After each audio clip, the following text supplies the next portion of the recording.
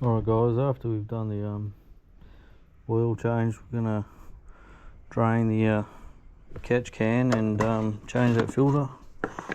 It's been a while since I've put a new one in, so I've just got the drain under the car here, so see if I can show you.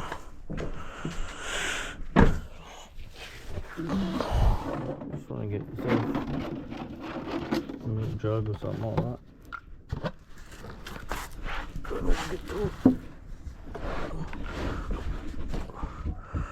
Alright guys, not sure you can see that, but that's where I got the drain, so we'll just drain that oil out, see how much we get.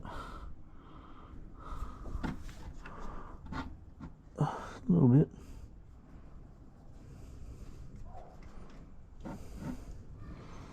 Not enough to worry about. We'll let that drain for a bit and then we'll change that filter out. Alright, once you've you drained the vent, the pipe, just want to grab this guy out. Probably drip some oils as well. Alright, and we'll get rid of that and put the replacement in. Alright guys, so that's the part number there.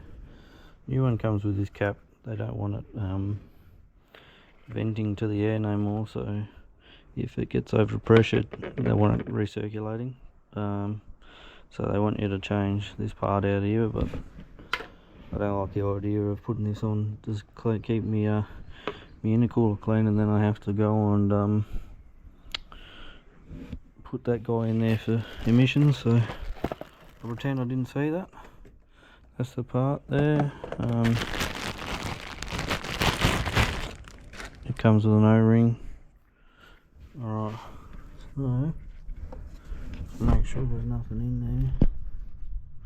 It's all pretty clean, and I'm just going to put the K's on this one so I know how far when I change it last. Don't know how this will go with the oil, but we'll see.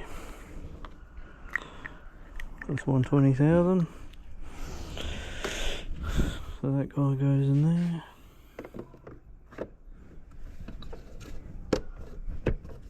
It sits in alright. You can feel it lock in. I just make sure that's oiled up first while it's brand new. So that goes in there. So it's good. And then the oil ring, the O-ring is this guy. So we'll just grab the old one off, change that one out, and put the new guy on.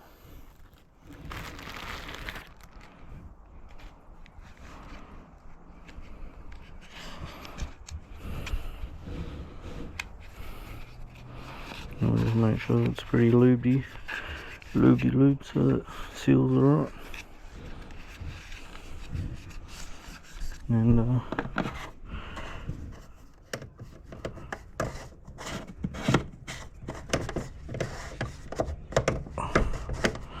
that's all there is to changing the filters on this guy.